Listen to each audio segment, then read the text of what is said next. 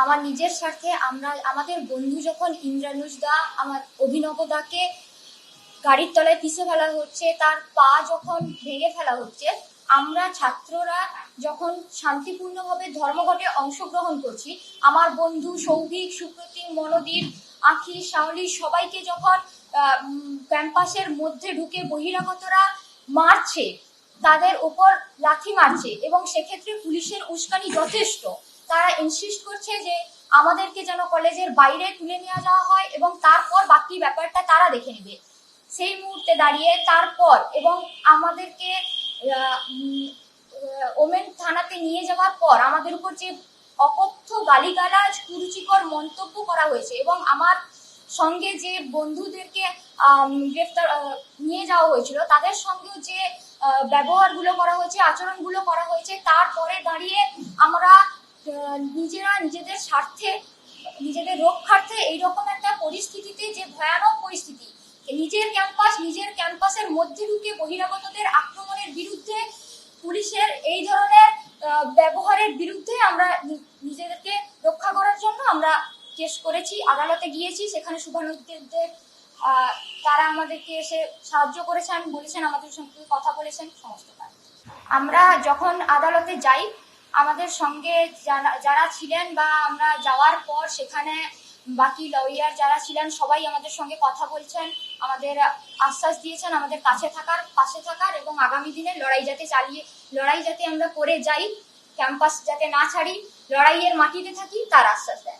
যে এফআইআর 1 তারিখেই দায়ের হয়ে যাওয়ার কথা, সেই এফআইআর 5 দিন বাদে এসে 6 তারিখে দায়ের হচ্ছে, হাইকোর্ট নির্দেশ দিল বলে প্রমাণ হচ্ছে যে ক্রিমিনালদের রক্ষা করাটাই এই সরকারের প্রশাসনের কাজ। প্রশাসনিক ব্যর্থতা। একজন ছাত্রকে গাড়ি চাপা দিয়ে চলে যাচ্ছে ঠান্ডা মাথার ক্রিমিনাল ব্রাত্য বসু, আর সেই ক্রিমিনালকে রক্ষা করবার জন্য এফআইআর দায়ের করলো না পুলিশ। কোন রাজ্যে আছি আমরা? কোন ব্যবস্থার মধ্যে আমাদেরকে থাকতে হচ্ছে? যে কোনো সাধারণ ঘটনায়, এই ঘটনা যে কোনো সাধারণ মানুষ ঘটালে দেনান তার বিরুদ্ধে স্বতঃপ্রণোদিতভাবে পুলিশের উচিত এফআইআর মামলা রুজু করা।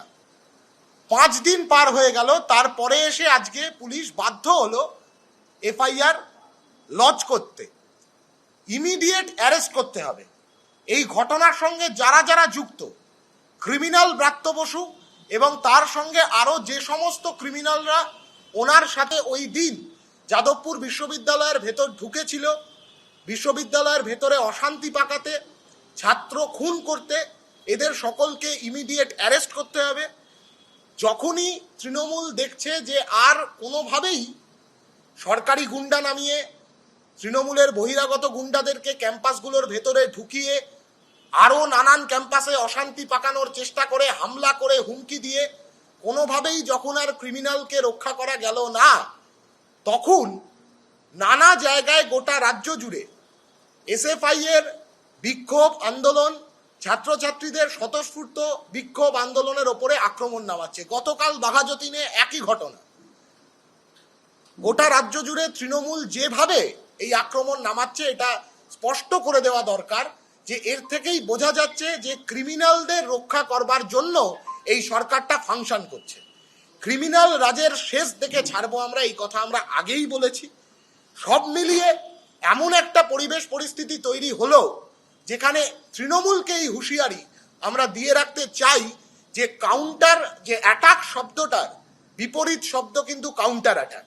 যত বেশি অ্যাটাক হবে গোটা রাজ্য জুড়ে ছাত্রছাত্রীদের স্বতঃস্ফূর্ত আন্দোলনের ওপরে, তত বেশি কাউন্টার অ্যাটাকের জন্য যেন তৃণমূলের এই ক্রিমিনালের শাসন তারা যেন প্রস্তুত থাকে।